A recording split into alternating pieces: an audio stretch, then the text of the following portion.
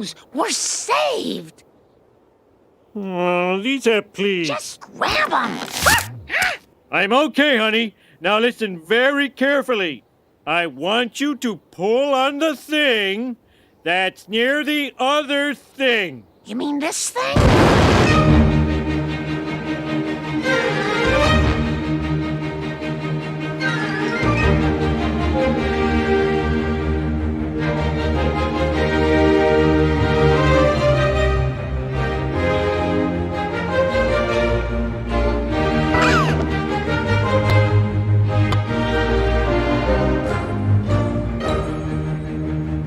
Think back to the year 1987. Oh, right. You're 14. Well, all right. Oldest person in the crib. Tell them to think back to 1987. Tracy Ullman Simpsons. Sweet dreams. Thanks, Mom. OG Ninja Turtles. Thanks, Mom. And a bunch of movies that I've just barely heard of.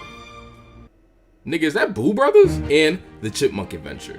A full-length 2D animated feature starring Alvin, Simon, Theodore, Brittany, Eleanor, Jeanette, and, Dave, I guess, kinda. Hey, that looks like my boys! Nigga, if you don't shut, pick your jaw up, bruh. Close your mouth, honey. You'll catch flies. This movie has a crazy special place in my heart. Amazing soundtrack, gorgeous backgrounds, racial stereotypes, you know the vibes, man. It ain't the 80s without it. Oh, Jesus. This shit is offensive to somebody, and I do not know who, and that honestly pisses me off more.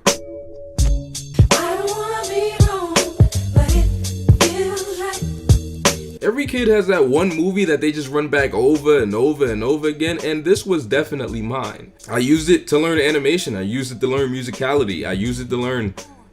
Okay, so maybe it was just those two things. And that's why I'm here to say that the best piece of Chipmunks media is definitely Alvin and the Chipmunks Meet the Wolfman. You shitting me? Bro, the theming, the animation, the music, the gang? How do you do? What's up with you? Man, I don't give a fuck about none of that. Little brother, Mr. Right. Chipmunk Adventures #2, though.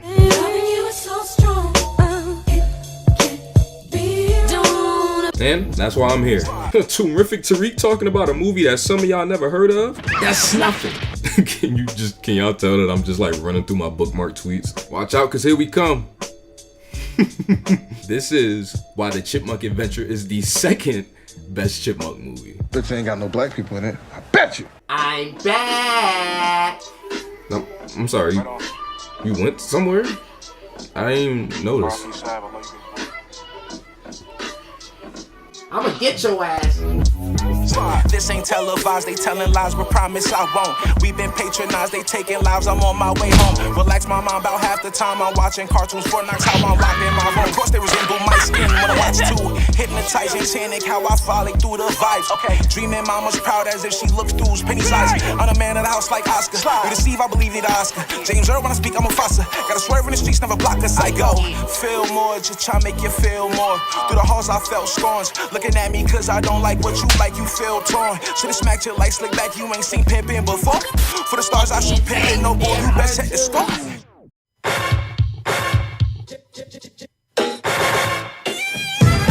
The Chipmunk Adventure is about the chipmunks and chipettes going around the world in 2 separate hot air balloons, racing in what I can only categorize as a very, very illegal diamond laundering scheme.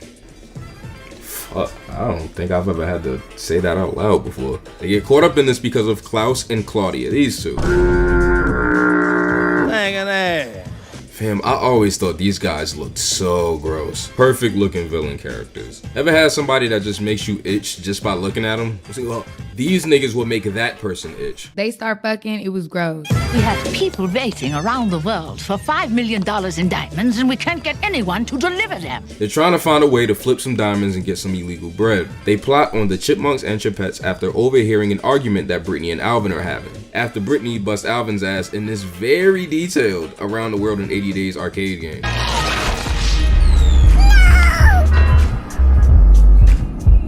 Thanks, Mom. Hey, fuck out of here. You wouldn't beat me if we were really in hot air balloons, even though we have no fucking prior training. Oh, is that so? go. Why do all these kids talk like this? Like that real up and down cadence? You know what I'm talking about? Well, unless you inherit a fortune, Alvin, I guess we'll never know. I think she said you a broke boy? Man, some of these interactions, I'm just like, why nobody called the cops?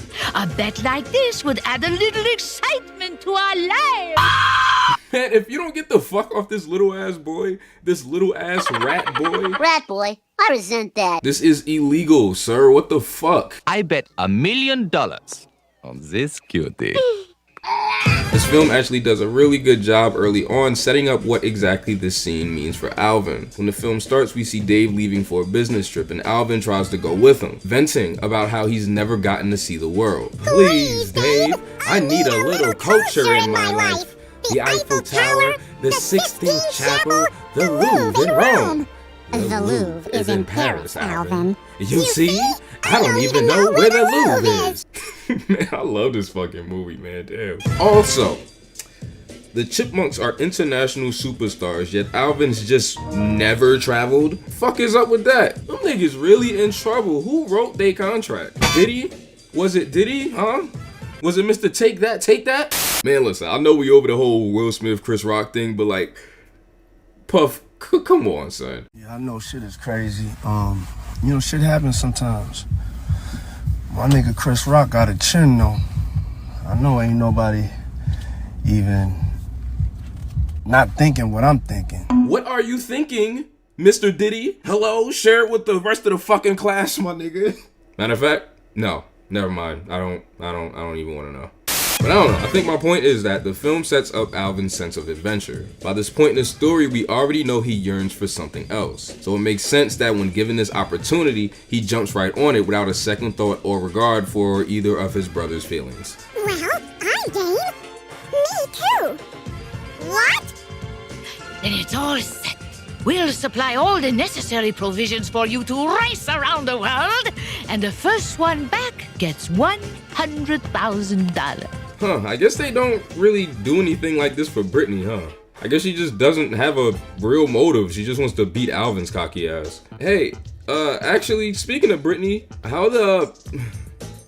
where are the girls living exactly? In the Ruby Spears cartoon, right? There's an episode where they have to go to a parent-teacher conference at school, but they can't because they don't have any parents. Dark, but okay. But the episode ends with them moving in with Miss Miller, a family friend of the Chipmunks that babysits them sometime. Yeah, but in the Chipmunk adventure, Miss Miller babysits the boys for Dave while he's on his trip, but she doesn't bring nor mention the fucking girls. That was Miss Miller.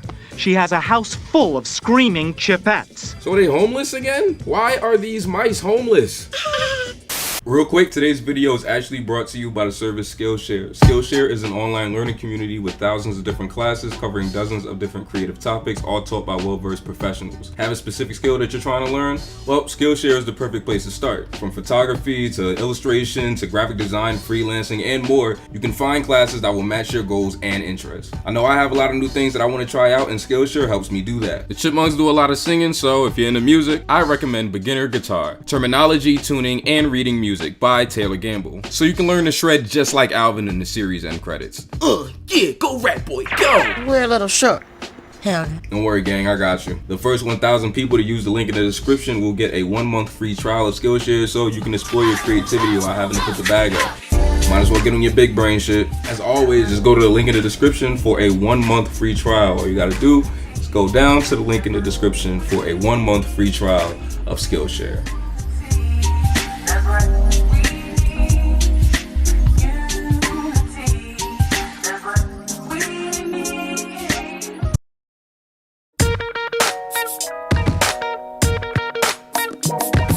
The way Alvin, Simon, and Theodore psych out Miss Miller is sick. I don't even know how this shit is even possible, let alone in the 80s. They call Dave while he's half asleep, get him to say a whole bunch of keywords, edit it, and it just somehow sounds like the most perfectly edited sentence you've ever heard in your life.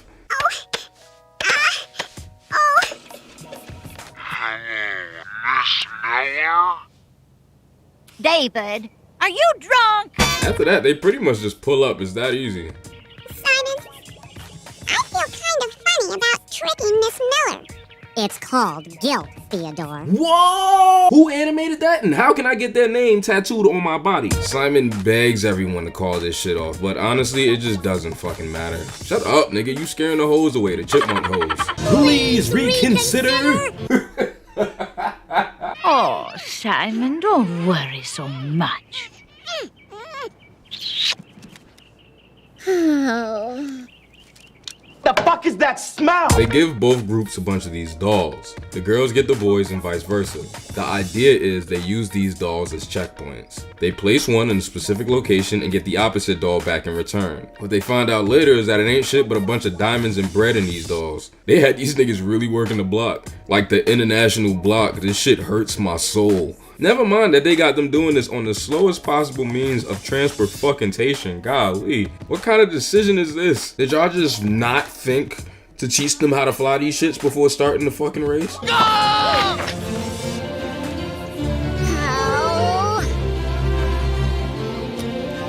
Do you know how to work this thing, Simon? Not a clue, Alvin.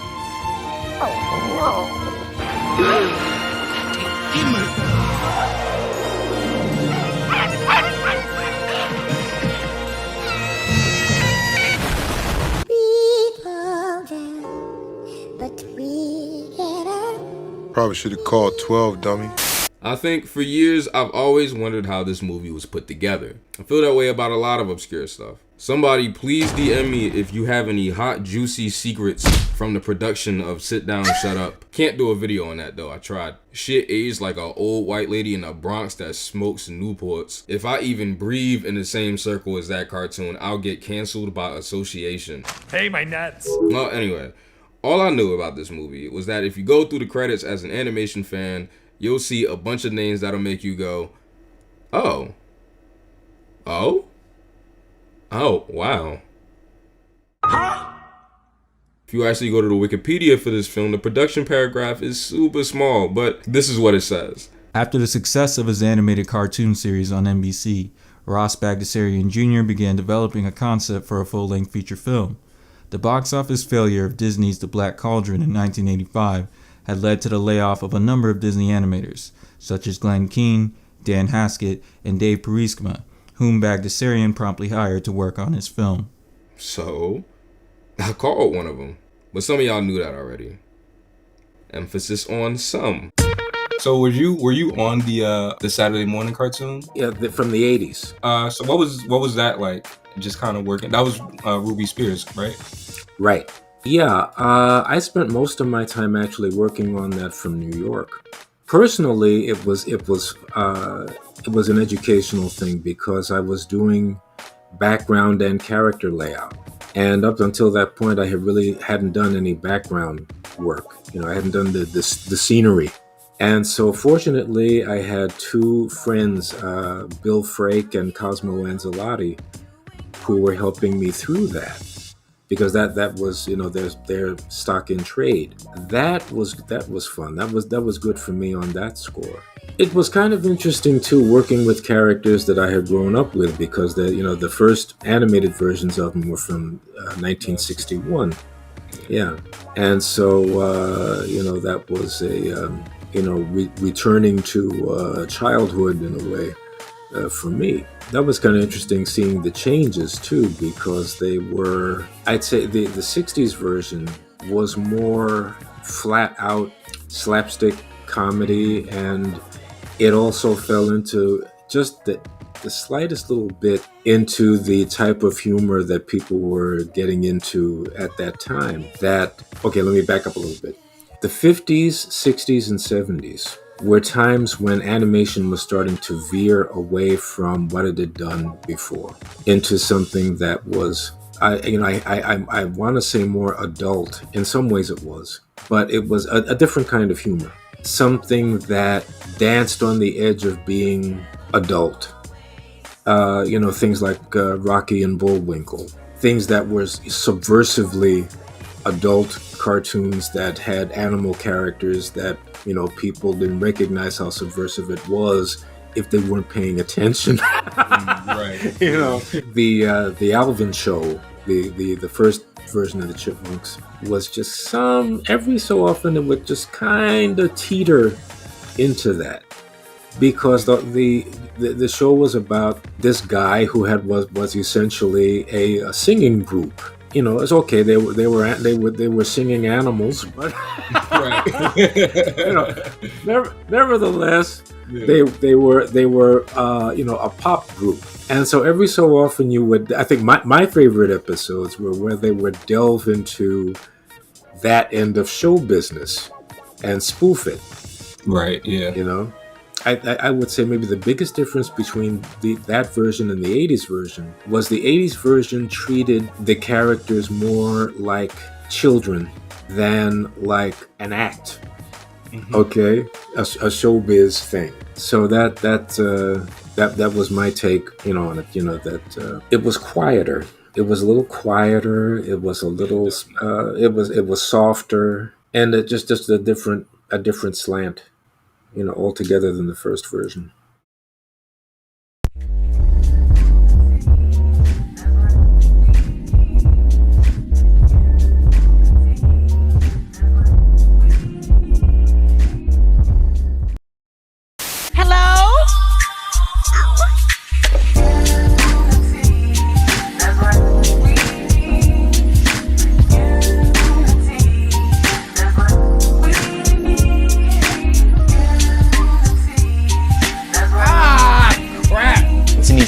You're like, am I about to watch a masterpiece? And then it all goes downhill after that. I know.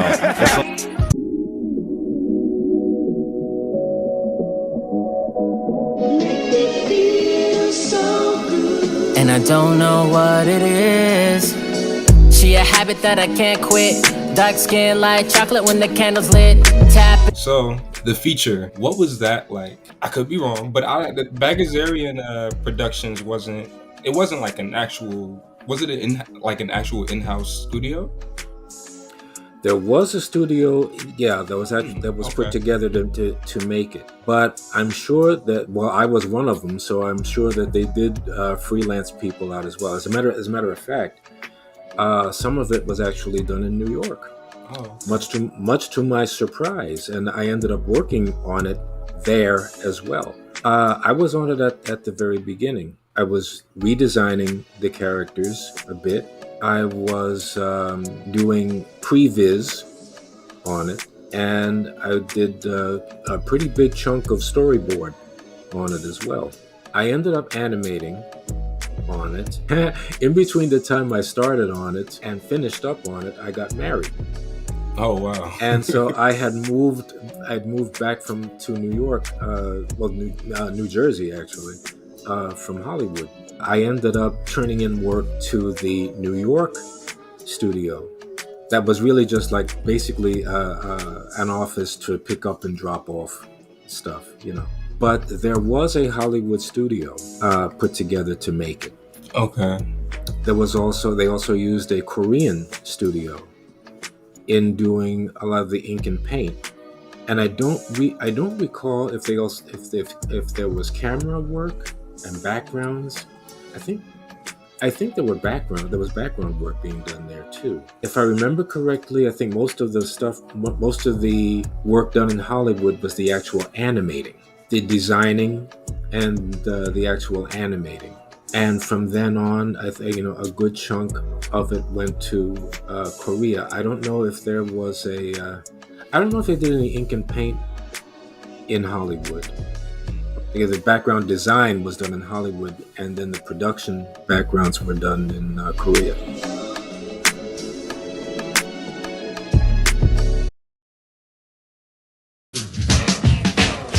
The rest of the movie is them going to various different countries and shit, getting into shit. There's these two dudes following them the whole time, trying hard as shit to get these dolls, but these gotta be the worst hitmen I've ever seen in all my days. Come on, get it, nigga, get it, come on!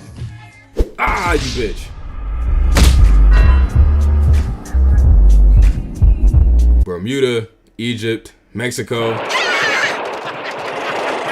Oof, my nigga. This musical sequence is nuts. They somehow chose to abuse Simon the whole time? What is that even about? This poor kid.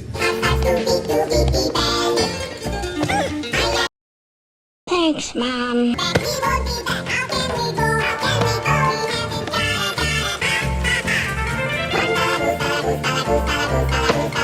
They start fucking, it was gross. Oh, theme song clip. One of the places they go is Athens, which is where both the boys and the girls link up for the famous Girls of Rock and Roll sequence.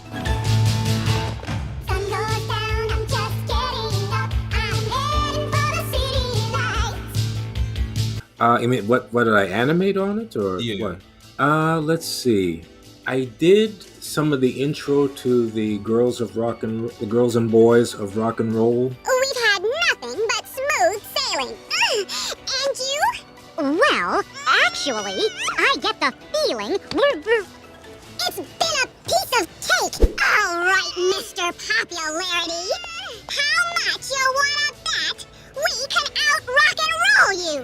And I did, with Bob McKnight, I did some of the Getting Lucky, where they get, with the Cobras. Yeah, if I had to guess what two parts you had to do it would be those two. That's so funny. Oh man, I got to tell you a little something about that. One thing that I regret, that sequence was, I believe, both storyboarded for the most part and animated. As far as a nice chunk of the stuff was animated by Glenn Keane. And what was fun about that, what I thought was hilarious, I remember seeing his pencil tests on some of that stuff. And at the time, and I probably still feel this way, so this is some of the best stuff he ever did, because it was so loose. And I wish that, in remembering how the pencil test looked, I wish that the characters had looked that way through the rest of the picture, because they were prettied up after that. This was one of my favorite scenes as a kid. I used to study the hell out of this. Even the parts outside the song that Dan did, I love it. I think the Chipmunk Adventure and a Goofy movie were the two movies I saw as a kid that made me notice that different people had different styles, even when animating the same character. And if your eye is sharp enough, you can catch those details. For example, right, like I guessed a bunch of the shots that Dan did and asked him if I was right. I knew he did this shot of Brittany because look at how she points her hand. I've seen him draw it like that before. Look at the eyes, that expression, that's him. Dan also did layouts on the new Scooby-Doo movie, animating a lot on Coco. Look at her hands here. He's so good at like the form of the hand. You can see it in his great body language that he did on Simon here. Look at him just like trying to get his words together. If you admire someone's work enough, you can just tell. Some movies are made with like a stricter iron fist than others. Like you can't really tell in something like the Simpsons movie, aside from a few like obvious David Silverman poses. But if you're into animation, try watching your favorite movie like this. You might learn something. Or not. I'm a video essay, not a cop. I don't care what you do, man. As long as y'all ain't watching this shit with ad blocker, we family. There's not much I can say about this scene in particular without dragging it and taking away from the experience, but it's just really well animated and really exciting. It has a lot of energy. Same could be said about a later scene that Dan animated on, when the girls charm these snakes to get their dolls by singing Getting Lucky. Originally recorded by, whatever, I don't care, who knows, some white girl. He's lying! He's lying! He's lying!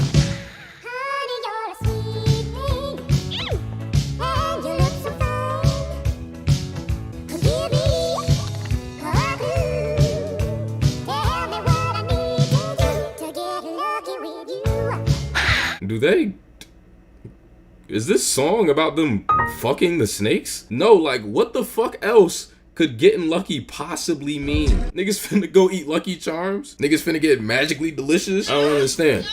Also, look at Brittany. Shorty said, "Oh."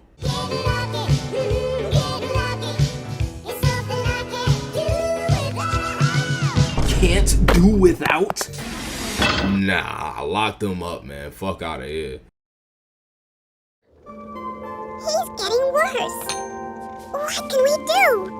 He needs his mama, Brittany. She'll know what to do.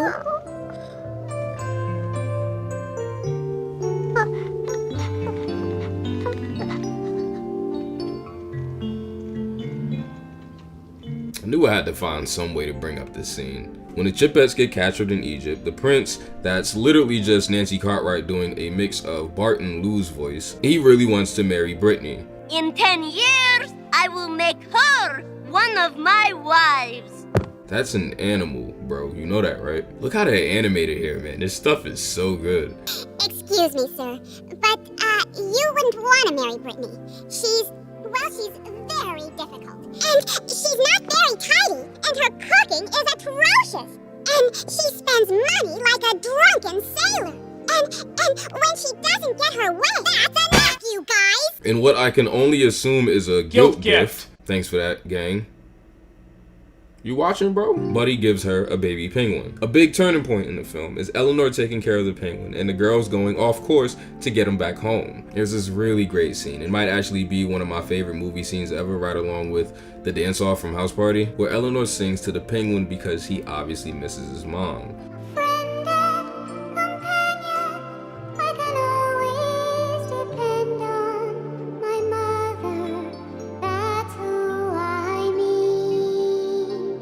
And you know, like, I joked about them not having a guardian early in the video, but that context makes this scene sad as fuck. They're not even singing just about him, but about themselves too. Look at Jeanette just holding Brittany. This shit is so sweet. I think sometimes we lose sight of how important these calming scenes really are in film. I know that they're always my favorite in anything that I watch, and I think my love for this scene might be the reason why I'm attached to things like that. And I think this is one of the many parts in this movie where the visuals really do shine, like for real.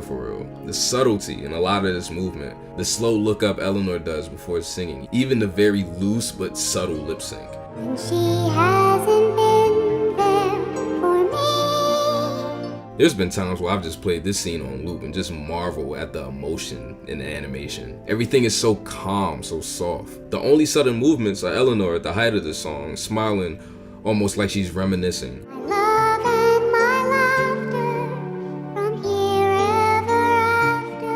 It being done on cells, the girls kind of have this jitter to them. The movement is soft, but it's imperfect and it thrives in that. You can see the human touch that outlines where the paint on the cells just kind of goes outside the outlines a little bit in some of the frames. It's like perfect because it's not perfect. And as time goes on, that's just a quality you'll never see in digital animation that I miss. I don't know, I probably sound like old as shit and maybe I'm dragging it, who knows? But I love when shit doesn't look perfect. It feels personal. Animation is not easy in general in the slightest, but it takes a different kind of talent to animate such quiet, soft emotions. If you want to do animation, definitely study this whole movie, but pay real close attention to this beautiful ass scene because it is perfect. The song is just flawless, breaks my heart in half every single time I hear it, and it's so evergreen too. In times like this when no one knows what to do or how to help, you truly just need the one person who loves you the most.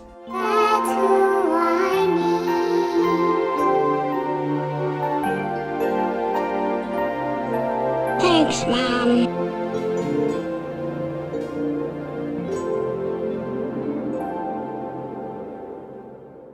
Not me though, nigga. I need that unity. Got his ass.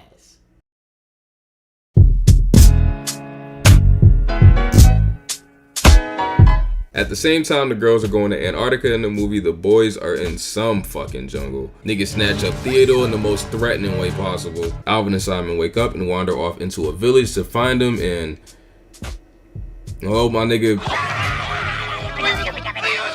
Man, I can't even, like, I don't know,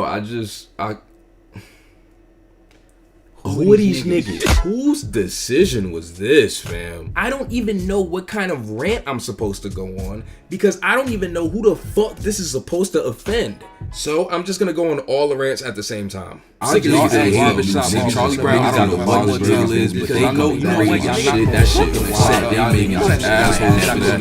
I don't know what the deal is with that. Y'all go watch shit. Y'all shit ain't gay. Fucking happen. Fuck out of here. Fuck out of here. We make you a heap good offer. See pretty clothes? Make 'em plenty good music. You take 'em all this wampum, and we take 'em little butterball you steal 'em from us last night. How about it? Oh, I mean, at least they know when they're being patronized. Shit. They finally see Theodore. They say he's a prince that they have to sacrifice. Wooly bully. Worry, Burry? Do you think he means Wooly Bully? And the girls drop in to save them because they were on their way to warn them anyway that they've been moving diamonds and shit this whole time. Man, am I fucking terrible at describing this movie or what?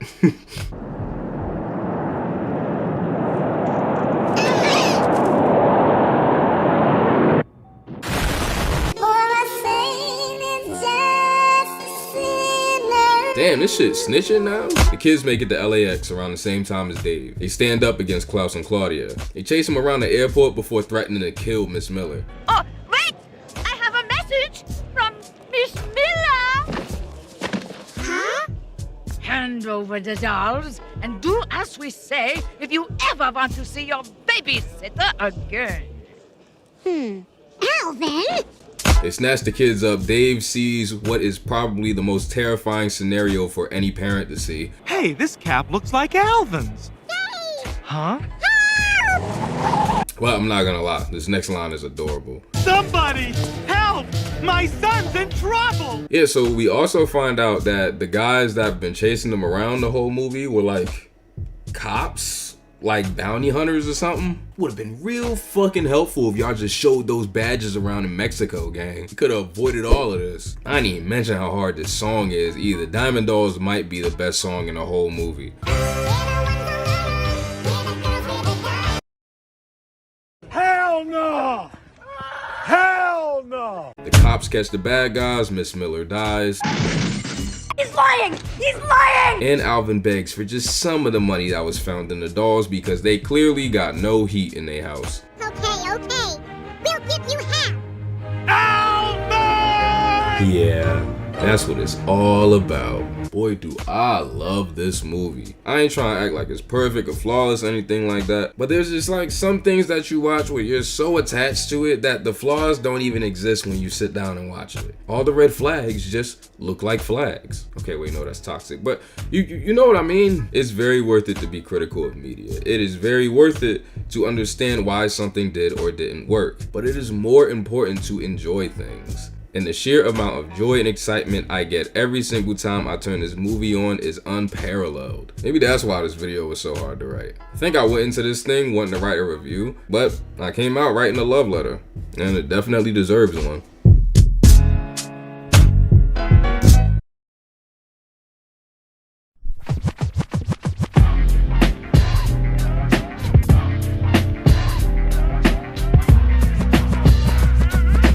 I don't know how interesting this video is for someone who's never seen this movie, but I do really hope that this was at least a really cathartic watch for all of the Chipmunk fans that saw this one. I feel like this is a franchise that doesn't get a lot of credit and gets made fun of a lot, but I'll be damned if there isn't effort every single time. Wolfman, Frankenstein, Chipmunks go to the movies. Wolfman, Frankenstein, Chipmunks. The point is that this franchise is special, and the Chipmunk Adventure is more than one of the reasons why. I know I spent a lot of time talking about how this is animated, but it's a funny movie. It is. It's a funny movie. It's a beautiful movie. It's a sweet movie. It's an upbeat movie. It's a Chipmunks movie. And whatever that means to you will dictate whatever you get from your watch if you ever track this down. And even if you come out of it not enjoying it and not even understanding what I see in it, I know one thing's for sure and two things for certain. There most certainly would not be a Toonrific Tariq without it. Just like that.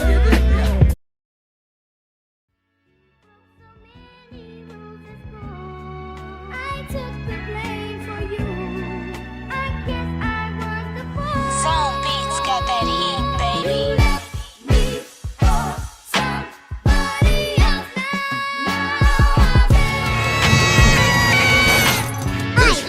To call this off. You'd never beat me if this were for real. Unless you inherit a fortune, Alvin. I guess we'll never know. And I will never suspect them in a million years. The only problem we have is crowd control. Hey, that looks like my boy. David, are you drunk?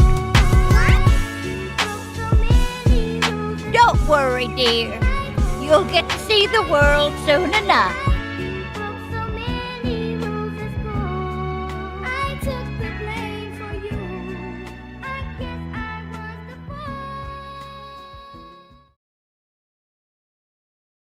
Thank you so much for doing this. This has been really cool just to talk to you about this. I really appreciate it. Thank you for asking me to do it. I appreciate it. She's sick of that song on how it's so long. Thought he worked his until I handled my biz. There I is, major pain like Damon Wayans. Low down dirty even like his brother Keenan scheming. Don't leave your girl around me, true player for real. Ask Puff Daddy, you ringing bells with bags from Chanel. Baby Benz traded in your Hyundai XL. Fully equipped CD changer with the cell. She beat me, meet me at 12. And some of them old ass 90s men they was drooling after. I'm like, this nigga look like he 50. Right stroke, left stroke was the best stroke. Death stroke, tongue all down her throat. Nothing left to do but send her home to you. I'm through. Can you sing the song for me, boo?